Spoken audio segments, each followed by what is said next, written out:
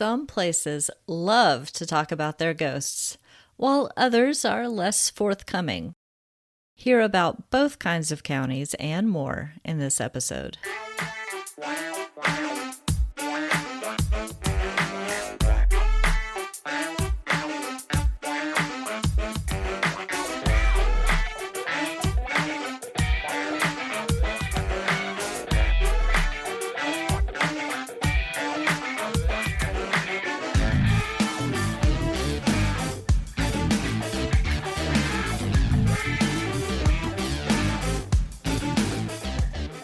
Welcome to the Peep Podcast. I'm your host, Nicole Maroc, and I'm grateful you're here. The two big ideas behind the Peep Podcast are to show that the paranormal is more normal than most people think, and to connect the science to the sci, including ESP, hauntings, and psychokinesis. In this episode, you'll meet author and paranormal investigator Eleanor Wagner, and hear about some of her more memorable stories. But first, I just want to say thank you to you for listening.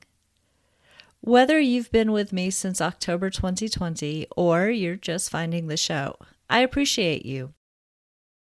We have listeners in the USA, the UK, Australia, Canada, Japan, Ireland. The list is long, and I wish I could say hello in every language. But I'm guessing if you're listening that you speak English. Just a hunch. So I'll say, hello, my paranormal peeps. Thank you for joining us. Now back to this episode's guest. Eleanor Wagner is an author, paranormal investigator, and podcaster. She's the founder of New Jersey Spirit Hunters, formerly the Lady Ghostbusters, and the North Carolina Spirit Hunters.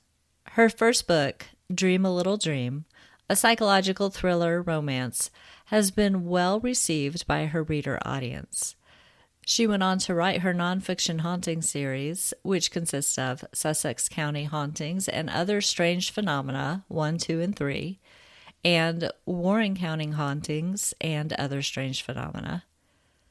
Janine Bean Meets Mavis the Camel is the first in her children's series. Her paranormal romance novella, Abnormal Desires, released in 2026. To learn more about Eleanor and find her books, follow the Amazon link in the show notes. Let's dive in with Eleanor. Hi, Eleanor. How are you doing today? I'm great. Thank you so much for having me today. I am very excited to have you. I'm so excited to hear your stories about investigating the paranormal and hear about the books that you've produced and anything that you're working on right now. But before we hear all of that, I really want to know, how did you first get interested in the paranormal? It wasn't really about getting interested in it. It fell in my lap. I was 5 years old and lived in a haunted house and had a spirit that came to visit me every night. And as a child, I really had no clue. I was terrified, and I didn't have a family that was familiar with such things. So for my parents, it was like, oh, you were just dreaming. It was a nightmare. But I knew I wasn't just dreaming, and I knew it wasn't a nightmare.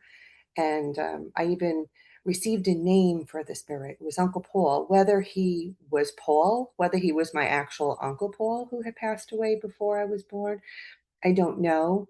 But needless to say, he knew that I could see him and I couldn't understand it. And as I got older, things you get exposed to, you start to be like, oh my gosh, that was what I went through. And that's very similar to what I experienced. And so I did homework and researched and learned more as I grew older. But it really wasn't until I was 30, the day that my dad died, that I realized, he came to me when I was en route to New York City to be at his bedside, and I didn't make it. And he made it to me before I made it to him and let me know that he was gone. And that was kind of like, eye opener for me, because it was as if he was trying to say, I'm here, you can see me, and I know you can see others, and you need to figure out why. And so I really didn't know the why, but I knew that I was a writer and maybe that I could use my writing to understand better communication with spirit and maybe what they wanted me to say for them, be their voices. And that's kind of how my paranormal books came about because I was writing since the seventh grade. My teacher inspired us students with an assignment, and she got me writing poetry and then short stories, which led to my books. And I remember reconnecting with her on a local page from my old neighborhood in the Bronx and getting so excited that she was there. Oh my goodness. I had to let her know that, she was my inspiration. And I eventually ended up dedicating one of the books to her because I wanted her to know that it was because of her that I was writing, and that tickled her pink. Um, but that's a whole other story. I was writing paranormal romances and paranormal ghost stories that were not real, because that was the thing I just really enjoyed. I went to school to write for children, and so I knew I had to write a children's book too. So now I'm in the middle of writing the whole series of that book because I found an illustrator for that. But what I'm known for in my old county is the true account haunting books, the Sussex County haunting books, the Warren County haunting books, because they're all true account stories that people shared with me on top of my own. And what I do is I write about the history of the town and the history of the location. And then I tell the ghost story or stories that I've been shared with. And then if my paranormal team gets to go into that location and do an investigation, then I'm able to share our findings and what we unearthed while we were there. And it became so popular that I eventually ended up getting a following for those books. So I love it when people pick up the psychological thriller or the paranormal romance, because it's like they exist and I promise you that they're good. But I'm not only known for those true account stories. So getting back to your question, it wasn't really something that I sought out, it sought me. I I can definitely relate to that, and I think a lot of my listeners can too, just based on the feedback that I've gotten over the years. And I think when it comes naturally to you and it just inspires and sparks this bigger curiosity, not just to find out what's going on with you, but also to figure out what's going on to be able to help other people, like figure out what's going on in their own houses or workplaces. Or even what they're experiencing, right? Because if they're experiencing something like you or I experience and they don't understand it, I like to be able to help them in some way or put them in touch with other people who are on my team who I have to say are way more experienced and talented and gifted than I. And maybe open up an awareness in them that they never even knew existed and help them on their journey to understand that they're not crazy, that this is a gift and not a curse, and figure out what their purpose is in utilizing that special gift that they have. Exactly. So you said that you have done investigations of some of the places that you've written about, or all of the places. Is it Some of them. okay? Um, do you have any favorite stories you'd like to share about those? Well, the very, very first investigation that we did as a group, because I never had a paranormal group, right? I got this call from a scientist who was the head of a museum in Ogdensburg, a mining museum. And he messages me and he says, look, I'm a scientist. I'm not supposed to believe in any of this stuff, but there's tons of stuff that goes on in the mines and in our outbuildings. And we're not all crazy. It happens to all of the employees here, and I would just love it if your paranormal team came in and did an investigation. And who was I to like say no to something like that? Getting into those mines, nobody had ever been into them before. We were the very first group. I mean, now it's like open to the public and they have all these like weekends of people coming to do investigations, but we were the first group in there. And I was like, yeah, definitely, I'll bring my team in. And I had no team. So what I did is I had people that I had connected with over the years going on paranormal investigation weekends. And I had met other paranormal teams and I kept in touch with them on Facebook. And I said, okay, I'm going to reach out to this one and that one. And then with my first book, I had interviewed hundreds of people. So I handpicked people that I would like to try and do an investigation with. And that's how I formed my first team. And we called ourselves the Lady Ghostbusters because most of us were women. We had two tag along men, and we called them like our consultants. They didn't care that we were called the Lady Ghostbusters. And we did that first investigation in the mines. And we got such great footage from that investigation that I sent it to Paranormal Caught on Camera, and they featured us on one of their episodes. So that has to be probably the best because it opened up the door to the museum to create a venue for other people coming in to do investigations. So because it's not it's a donation funded museum, so that really helps to keep it going. And we were the first ones in, and we got to go on TV, so it was fun. So that one was really good. And there really were so many other ones. I mean, even as a team, we've gone through private residences and businesses over the years, and we've gone into cemeteries because those are the coolest investigations too. But we have gone on out trips that you hear about, to insane asylums and Hmm. haunted jails just to get away for a weekend, and those turn out to be fun investigations too. So the book that I have coming out now next month, it's going to be Morris and Sussex County hauntings because um, Sussex County just doesn't want to stop. They want to just keep on feeding me stories. So I had enough for Morris, and I said I'm going to stick Sussex in there too because they're just so good. And we had done an investigation in Morris County in the home of a former actress from the 1800s, Lotta Crabtree, and she had a lake house, a mansion lake house in Lake Hopatcong in Morris County. We did an investigation there, and then we got in their local newspaper from that investigation. And then we were invited to a haunted home that is now converted into apartments. That was the former manor house to a well-known mafia guy. And that was really a crazy investigation. So I'm so excited to be able to now finally tell those stories that I've been holding on to for 2 years because I didn't get a chance to write the books about them. But I meet so many interesting people, and we find interesting stories, and then we leave residents happy and not scared anymore, or having reconnected with their loved ones. It just all comes together. It all comes full circle somehow, and I never leave dissatisfied, if that's a good way of describing it. I think that's a great way of describing it. And how cool is it that your very first investigation landed you on TV? Yeah, our 15 minutes of fame. Right? A lot of groups wish that they could get that 15 minutes and never do. So it's True, really cool. true. Um, do you did I read on your bio that there is a link available to that? Is that on your Yes, YouTube on channel? my author Eleanor Wagner YouTube channel. Okay. You can just put in author Eleanor Wagner or Eleanor Wagner. That's just the name of the YouTube channel, and you come up, and I have all my episodes of my podcasts are on there, and there are links. And then I do have the link to the Paranormal Caught on Camera. And then when we were on the Channel 11 News, I got that link there because people just like to rewatch them. So yes, you can find them all on the YouTube channel.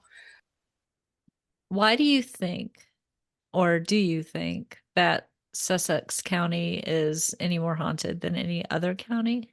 No, I Okay. don't. I really don't. I just think that they are a, a, a world of people that just love to share their because I can go on social media with a location in Sussex County, and I will have people chiming in from all over the place. Oh, I remember that. And then you'll start gathering history from people. My grandma used to live there. And oh my gosh, that barn is so haunted. I mean, you get history, you get families reconnecting, you get haunted stories. It's the wildest thing. And with Morris County, it was like pulling teeth just to like, please tell me about this location. If we hadn't been invited into the location, like we did an investigation in their local library, we were invited there. That was great. Go online and it's crickets. Nobody wants to talk about it. Then we were invited into their haunted Elks Club. Great location, great paranormal investigation. Go on social media and it's crickets. I'm like, come on, people. You're out there. I know you are. Share for me so that I can add it to the chapter, because if I get more stories for the chapter, I'm just going to add it in. And it's just, I haven't had the luck with Morris County residents like I do with my Sussex County family. They just love to share their really. And I'm hoping, because next I'm going to be writing Pike County hauntings. I'll probably add Sussex County in there again. It might be Pike and Sussex, but I'm hoping that I get a better reception from Pike County. I mean, I have a folder full of stuff already, but I am going to just start slamming social media saying, hey, I'm writing the Pike County book finally. Who wants to tell me their story? And then we'll see what happens. But it's like a hit or miss. But no, I don't think Sussex County is any more haunted than any other location. I mean, my favorite place in New Jersey is Cape May. I don't know if you've ever heard of Cape May, but it's this beautiful old beach town that is totally Victorian. I mean, it's next to the madhouse of Wildwood, so I don't even go that far. I just stay in Cape May and put myself back in the 1800 Victorian era. I mean, all the houses are restored and they got horse and buggy carriages going up and down. It's just the most beautiful place to visit, and it is haunted as heck.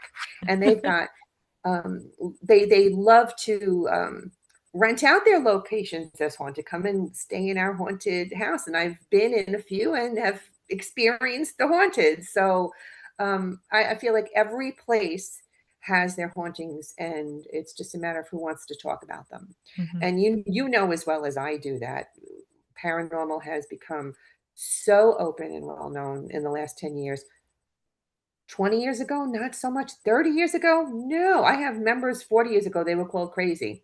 Mhm. So it's really come a long way with people opening up and talking about their stuff, knowing that it's nothing to be ashamed of, and it's real. And you are still going to have your naysayers go, "Oh no, it's not real," until it happens to them. But I'm not out to convince anybody. I know what happens to me. You want to hear my story? I will love to tell you it, whether you believe it or not. I really don't care. Know what I'm saying? I really don't care. Yeah, I totally get that. And that I have the same attitude. I'm not here Oh, to convince anybody of mhm. anything. I I do, well, there's one exception. My tagline is the paranormal is more normal than you think. That is the one thing that True. I want to convince people of because That and is such a good thing. You are so right. It really is, because they were human in life and they're human in death, and they are in death who they were in life. So it's that normal, really. yeah. Yeah, and if you talk to anybody one on one and you say, "Have you ever had anything weird happen that you can't explain?" Almost everybody has a story that they will share if they trust you. And, Yeah. it may be in hushed tones. Don't tell anybody about this. I don't want Mhm. anybody to think I'm crazy. But almost everybody has a story. I And the people who agree. don't tend to be so shut Close-minded. off. Yeah, Yeah. they're not going to have that conversation with you anyway. Yeah. So, Yeah. and you're Well, not I going to I be I able to used to convince them. I used to have a friend who we had owned an antique shop together in a haunted building, and we knew that the spirit was there. The tenant came down when we first moved in, and she was like, "I really want to talk to you about something, and I just want to know if you're seeing anything strange." And we kind of like fed off of each other. I said, "A little old guy," she said, "with the top hat," and then I would answer back with the trench coat, that kind of thing. She finished my sentences, and I'm like, "Yes, I see him all the time when I'm doing inventory." And my business partner at the time was like, "Nope, he's not there. He's not there." But she knew he was. And she finally fessed up and said, "Yeah, I don't want to believe in that stuff." So it's kind of like they know it's there, but they don't want to admit to it. Some people, anyway. Okay, so I have a follow-up question on that. Did the man that you saw seem to interact with you, or was he kind of a residual type? No, he wasn't residual. He definitely wasn't. This is like a full circle story, right? I have a customer come in one day and she says, "I want to gift you this photo." And it was a black and white photo of the building back in the day. And who was standing out right in front in the picture was this guy. And I was like, oh shit, he wants me to know that he was the proprietor of this store.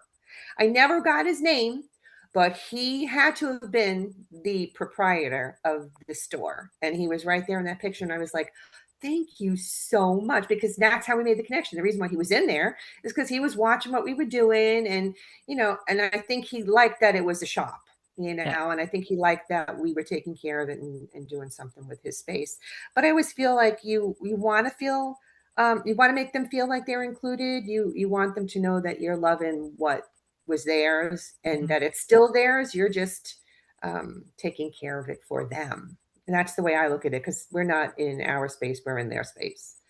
So he was definitely not residual. And I have experienced residual often, but he was real. And he interacted more with Rhonda and Steve, the people who lived upstairs. Like he actually interacted with them. And Rhonda was very gifted, and she could see him in full form, like this full bodied apparition that was see through, like I could. But her husband Steve only could see him as a shadow, which I find is very interesting. I think that's just a matter of years of experiencing things and years of growth, because when I was a kid, I saw it as shadows. And as Mhm. I got older, I've been able to see them full bodied. So I think that's kind of cool. I just feel like that's you coming into yourself, sort of, you Mhm. know? I actually have the opposite. When I was a kid, I would see them pretty full on, and it scared me. So I You basically shut that asked part of to you. yeah, I asked Yeah. to stop that, and I think you and I had a similar yeah. conversation to this, didn't we? And I told you with, I had premonitions as a kid. Mhm. Did I share Yeah, that I story think with you you? did, but Yeah. please share it And again. yeah, I had premonitions as a kid, and it was just real simple stuff. I mean, it was almost as if I in my dream, they came to me in dreams. I was going to buy this pair of shoes, and I would forget about it, and then I would buy the pair of shoes, and then it would be kind of like a deja vu. Oh, that's what I saw in the dream, like stuff like that. Um, and then one time I was around 12. I had a nightmare about my godparents, both of them dead, and it terrified me, and woke up hysterical crying, run up to mom, and poo poo, it was just a nightmare, it's not going to happen. And then it did. Mm, And I was only 12, so I blamed myself. I knew it was going to happen, which is ridiculous, and now I know that it is. But because I was so upset and devastated and traumatized by knowing their deaths were something that I could have done something about, which I couldn't have, obviously, but mhm. tell that to a 12-year-old, right? Then I think I shut that part of myself down. And I'm not sorry for it. In a way, I'm like, I don't know if I want that gift anyway. But yeah, I really feel like I shut that part down, like you did as well. Yeah. I've never been able to get it back. So, And but that is the reason that I tell people who, ask me if they're not comfortable with seeing things, what can they do about it? And I truly believe that if you say I don't want to see anything anymore, it they the won't. universe will They listen. listen. Yeah, I do agree. I do. Well, it's kind of like when you're in an investigation and you say, we are really thrilled that you shared yourselves with us tonight, but you have to stay here. You can't come home with us. It's Yes. kind of like the same thing. It's like a rule. They need to listen and adhere to and respect your wishes. Yes. Always set boundaries. Mm-hmm. And that's good with paranormal stuff, is good with humans too, like living True, humans. true. Very true. This is going to be like asking you to choose your favorite child. Of the of the books that you have written so far, do you have a favorite? I can tell you that the paranormal ones, Sussex County, please don't hate me. Okay. It's my Warren County hauntings book that I love out of all the hauntings books the most. And I think it's mostly because of the stories in there are really historical. They date back to the 1800s. And I just loved that history. So, followed by my daughter making this awesome book teaser that just it's like the best. I'm like I watch it over and over again. I'm like, I can't believe she did this. It's just so good. That is my all-time favorite. But I just wrote this new paranormal romance, and it was taken from a short story that I wrote years ago. I kind of go back to my stash of short stories and say, hmm, can I make this into a book? Hmm. And I started it out to write it into a novel, but it ended up as a novella. And I was okay with that. I didn't want to just throw stuff in there to make it into a book size. So it's kind of like one of those quick reads, but I was so proud of it. I'm like, oh, wow, I can't believe I pulled that off. And then now getting the reviews back from people and their comments about the story, and they're saying, oh my gosh, you really did so good with it, because it's about trauma. And one of the reviews, the woman said to me, I don't know, Eleanor, if you experienced trauma like that, and I'm sorry if you did, but I did, and you made me cry. I'm thinking to myself, well, then I must have did a good job, because I didn't ever suffer trauma like that. And that made me feel so good as a writer, because if I was able to really make that person feel the trauma Hmm. with that character. So that's my proud moment now, the new one that I just released. Yeah. But also, it also shows that you've got empathic tendencies. You don't have to experience something for yourself to be able to feel it. Right. That, yep. Yeah. Well, I've known that I've been empathic for years. It's just, you go out into a crowd of people and everybody wants to tell you their life story, because they Yes. just, that's what happens to empath.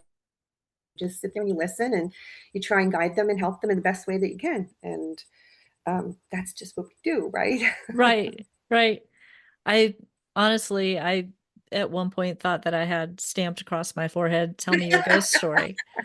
Because I'm like, it's just, I would just be, going about my life. I got into a lift in Chicago one time, and the lady who was driving looked behind me and she goes, "My grandma visited me yesterday." And I said, "Okay, that's really nice." And Really she said, nice. "She's been dead for a while." I was like, I Okay do you, then. do you tell this to everybody who gets into your car? Like, You must have that kind of, like that aura or something that they pick up on. It's like, oh, yeah. I don't know. And That's great though. yeah, I don't judge. I engage, and I'm very much an introvert. So like Are you you have to really? talk about something that interests me for me to keep a conversation going.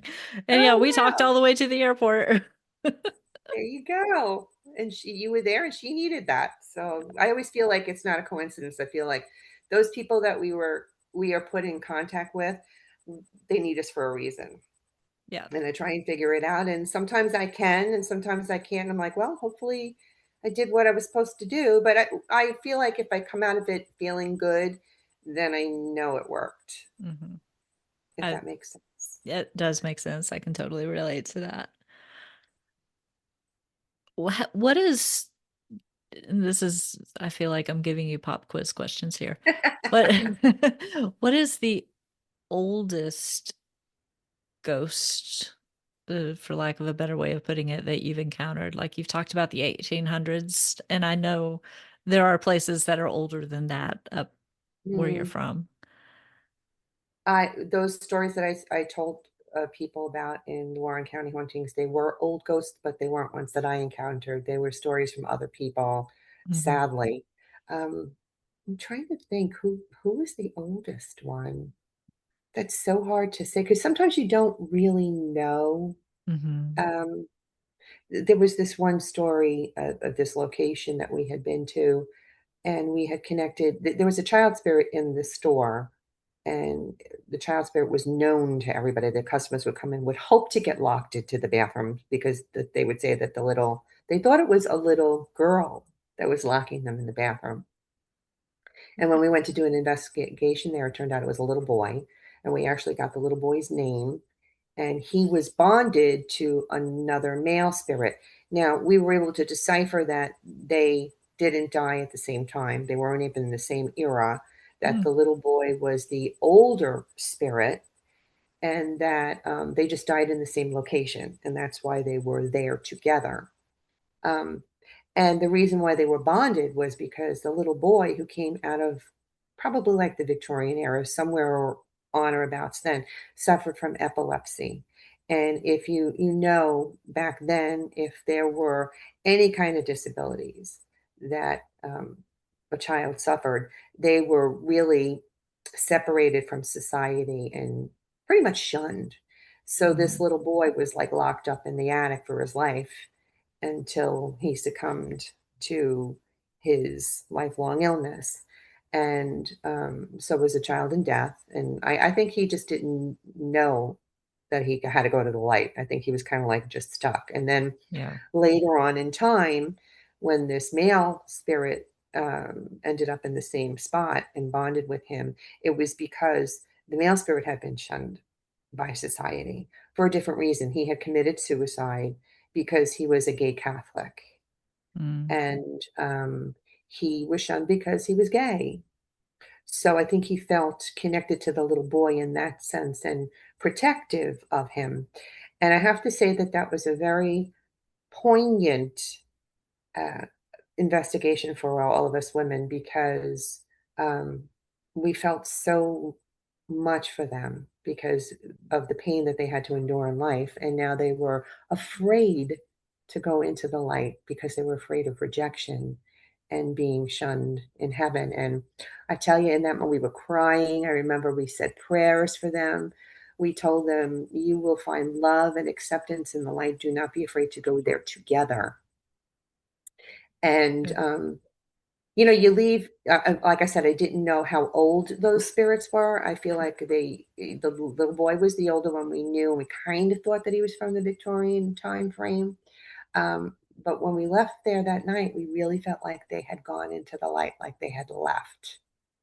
And we did another investigation there after the fact. And because it was one of those shops where spirits come and go because things come in attachments and stuff Hmm. like that. And the spirits that we encountered on that other investigation said that they were no longer there. So that was confirmation for us that we did help them into the light. And so that for me is a really rewarding experience. And I know you asked me about the ages, and I went off on this big tangent, but That's fine. I really don't know. I mean, I guess I would have to say the oldest ghosts that we ever experienced were probably the ones in the mine, because that dated back to like the early 1700s, and Hmm. hundreds of men died in the mines, in mining accidents. So I'm going to say that they were probably the oldest that I personally ever encountered.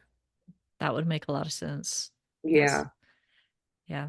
And I was actually going to ask if you ever try to help spirits cross over. You already answered that question with that story. Every single time we do, we really, that is a goal, to try and help them move on Hmm. to that better place, because some of them just get left behind, children mostly, because they just don't know. Tragedy keeps them there because they just don't realize they're dead. Some people, like lack of acceptance or fear, unfinished business. There are all these different reasons that people stay behind. And if you can just make them believe that you go to that light, you'll be with your loved ones, and it's a great place if you can get them. I mean, I've had many say no to us, Hmm. that they're happy just being where they're at. But we did an investigation one time in Branchville, New Jersey, in an antique shop too. That was an old, I think it was like an old water mill or something like that. That now over the course of time has been converted into this lovely antique shop, and she brings in stuff all the time, and no matter how much saging she does, she gets stuck with stuff. And this one particular time we went in there, we were having great connections. And then I had some great medium members there with us. And several weeks prior to that investigation, there was a local freak accident where a young man was killed in a farming Mm. accident. Tragically, I think he was like 16 or 17 years old. And it was in the local newspapers, and I knew his name. He was a student at my husband's school. I saw his picture and all that. But the members that were at that investigation that night didn't know anything about that because they weren't local to my area. They came from outside. So when they came there that night, they had no clue about this local tragedy. And we are having a discussion up on the second floor with some of the spirits. Like one of them was a resident spirit who was there since forever. And one of the members starts describing this young man and how um, I remember seeing his photo similar, like, the young kids with their baseball caps backward, that kind of thing. And I'm Yep. thinking, everything that she was describing, I was saying, oh my goodness, could this be him? Right. And after a lot of questioning and prodding, we find out that it was him, that he didn't even realize that he was dead. Oh, And he was worried about his girlfriend because she had been there when the accident happened. And then I think came from, his mom was a single mom, if I remember correctly. He was worried about her. It was just really, really sad. And then we had the burden of explaining to him what happened and that he was no longer on earth, and that, it was okay for him to go into that light. It was very, very emotional, very emotional. And I guess people did come back afterwards and say, "Oh, was it that boy?" And I won't give any names out, um, because I don't want to hurt the family. But and who wants to hear that their kid was stuck? right. You know. Um, but he safely moved on after that. But it was really sad, really sad. Yeah. So when you're getting this information during an investigation, are you getting it intuitively or are you using something like a spirit box or getting it through just We listening, use recording? anything and everything that we got. Like, it depends on who goes to the investigation that and that particular. Because we have probably, I want to say, 10 members, right, in the New Jersey group, and probably 10 members here in the North Carolina group too, and all of them have mixed gifts. So there you have the woman who's intuitive and sees it in her head, but she loves the equipment. You have the woman that doesn't use any equipment, just feels it intuitively. Um, and me, I call it my foofy feeling. And like I said, I'm not nearly as gifted as these people. I kind of like just can see if it's a good or a bad. And I Mhm. have to use a pendulum or dowsing rods to get yes or no. I wish I could hear them in my head, but I can't. So I rely heavily on them. But you know that when you're with a bunch of people together, that energy, you start to feel like you're on top of the world. Sometimes I'm like, Yeah. I can't believe I did that. Oh my God, I did that, and you feel so good about it, even though, you're not as gifted as other people. But I do have members of the group that will see, and like Art Peterson, he always sees the negative. So he'll see the tragedy, he'll Mm. feel the pain. It's just, that's his part of what this is all about. That's what he experiences. And then you have others that will just receive messages and stuff. So all together, when we work together, we figure things out. The more that are there to do that, the better off we are. So that's why when we're planning investigations is not easy, people. I try telling the people on the group, like, don't tell me you're going to come, because I'm looking for that person that can see and tell, and the person who can hear, and the equipment person, because I'm relying on every single one of you to help these residents in this business or this home figure out what's going on with their spirits and help the spirit get their message through. And it Mhm. gets really hard. Sometimes it's very frustrating. I'll be like, I don't want to do this anymore because you guys are me off. So now I got it down to like a science. I know that the three that I can count on to come all the time, and I'll make sure those three are there, and I'll tell all the others. And if they come, they come, and if they don't, they don't, because I just don't want to disappoint people. I don't want to say, I'm sorry, I have to cancel and reschedule again. I mean, I know we all have our lives and everything, and we all have regular jobs, and we try and do these on Friday and Saturday nights. But come on, Mhm. it's not like I tell you this week for this Friday. I'm scheduling stuff weeks in advance, so ahead of time. And unless you're sick and throwing up in the bathroom, you should be coming on that investigation if you told me you were going to come. So, yeah. So Yeah. that's my gripe with some people who don't follow through with their agreements. Ah, I'm laughing because I understand. yeah. I was part of a group here in Raleigh for oh, t- 9, 10 years, more than 10 years. But um at our peak, we were investigating every weekend, sometimes twice a weekend. So Oh we wow, that's we a were lot. staying really busy. And we had a hard time saying no, especially if somebody said, it's my house, there are kids involved, I'm Mm, not sleeping, because the yeah. empathy kicks in and you just want to help. Help them, And yeah. after a while, everybody just started getting burned out. Mm. But they didn't want to say no. They'd say, yeah, sure, we'll come. And then, Ugh, you go from having 6 or 7 people commit to 3 people showing up, and it's the same 3 people yeah, over and over.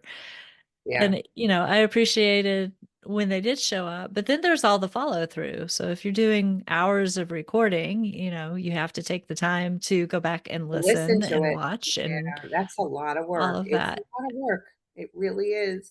It really is. Yeah. I Well, get we it. used to when I was in New Jersey, we used to do at least 1 or 2 a month, and like what you say, you can get burned out. So now here in North Carolina, we do them less frequently. It's like 1 every couple of months, only because, I was struggling with that commitment and that people weren't following through with. Um, and I don't want to be angry. I don't wanna Hmm. do I wanna feel good about what I'm doing. So, I took a step back, and I had a discussion with the woman who helped me put together the North Carolina team, and we came to an agreement about who we were gonna have as the core group, and, we'd open it up to all the others that said they wanna do it, and if they show up, fine, but we need our core group. And if those are the people who say, yes, I can make it on that date, no, or no, I can't, I'll work it so that we can with that core Hmm. group and then just tell everybody else about it. And if they show up, they show up because it just was just becoming, it was a lot. So, and I'm the only one who does the organizing. I always end up doing the organizing. It's crazy. Yeah. You and I have a lot in common. So I get it. And our group was the 501(c)(3). We had all of that going on, and we finally just disbanded. We get like the few of us that were left were just like, yeah, Hmm. this is different directions. One retired and was ready to just not have to think about anything anymore, that kind of Anymore. thing. And Hmm. so it was there is a time and a season for everything, and that season ended, but I'll still do an investigation on occasion. So I have friends who like to go to the public places, and if it's one Hmm. that interests me, I'll go with them. Right. And occasionally I'll have somebody reach out and ask me to come check out what's going on in their home. And, depending on the circumstances, and I always do a pre-investigation interview to make sure that it's legit. Legit. Yeah. You have to Oh, be careful. yeah. Yeah. I hear you. But I don't do it as much anymore. And at this point, I don't miss it the way I used to, just because I have so much other stuff to fill my time, including this podcast. Yes. Yes. Well, I think I told you I took a hiatus on mine because I was doing, Eleanor Wagner's Creeping It Real, and that was out of the Coast to Coast Entertainment Network, and that was every other week. So the week that was off, I did Eleanor Wagner's Strange and Scary World out of the Paranormal UK radio network. And so I was always looking for like a really good guest to be on the show that has a great story to tell for the Scary World one. And then I'd be looking for a paranormal team to interview for the Creeping It Real. And I just felt like I was focusing more time on who I Hmm. was going to have on the show than my writing, and my joy is in my writing, the Yeah. writing and the occasional paranormal investigating that I do. And I really had to stop and say, what do you want? You know, I mean, I met some really interesting people over the years that I had the podcasts, Hmm. and I really intended to just put them on hiatus, but I feel like now I'm ready to just let go, honestly, and just focus on my writing and the paranormal investigating. And I'm okay with that. Yeah. So, but I just, you lose sight of what you really want to do. And sometimes you just have to rein yourself in and say, okay, I got to refocus and figure it out. And, Hmm. so I can feel your pain. I know when you finally reach the happy pace again, you're like, all right, I feel good now. I feel good. Yes. Yes. And every once in a while, I have to take a pause on this podcast and I'll just say, because I produce this one every other week, and I'll just say, for the month of March, for example, I really need to get some writing done, and March always tends to be a month when it's hard to line up guests for some reason, probably Oh, spring really? break. Yeah, but it's just people are traveling or busy or whatever. So, Hmm. yeah, this March I said, okay, I'm gonna skip a couple of podcasts. I promise I'll be back in April. And I fulfill the promise. I come back and I feel a little bit refreshed, and I've had time to focus on the other stuff that I enjoy, but I don't always have as much time as I want to for. So, yeah, you like you said, you've got to figure out what your priorities are, what makes you feel the best. And I did actually quit this podcast in 2024, which I did it because I was burnout and I was moving, and I had way too much going on, and I said, I'm done. I'm just done. And And you then brought it back. 6 months later, I was like, oh my gosh, I miss my podcast so much and all the Ah, people that I got to talk to. And so yeah, see I that? brought it So back. there's hope for me yet. Then is that what you're trying to say? I, I'm saying whichever way you go, I think everybody will understand. I think so too. I'm really excited because I think I told you about the Giving Tree in Wake Forest, Hmm. right?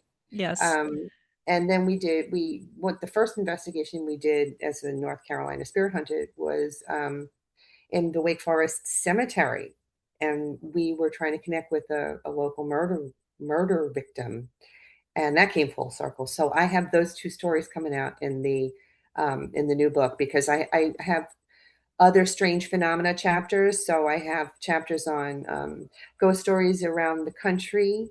So I get to put in some of the North Carolina stories. So I'm very excited That's about cool. that. So yeah, so that's like to me, even though I'm not doing the podcast anymore, it's allowing me to write about North Carolina stuff now too. And Yeah. I don't know, it's just I'm going in a different direction, is what I can say, I guess. Do you think you'll ever have a book specifically focused on a North Carolina county? It might happen. Yeah, I mean, people have asked me that all the time. I mean, I do collect the stories and put them in, but um, they were just that these two were just too good to wait. And so I said, I have the around the country, and I might as well put them in there. And so that's why they ended up in there, along with somebody else who shared a North Carolina story and one from Florida, and um, there was another one. I can't think of it off the top of my head. Um, but people like the variety, so that's why I throw it in there. Mhm. So there might be. I don't know. We'll see. This North Carolina is it can be very hit or miss. People are opening up a lot more now, but certain parts of the state are still very religious and they don't Oh, want their tell me paradigm about it. shifted.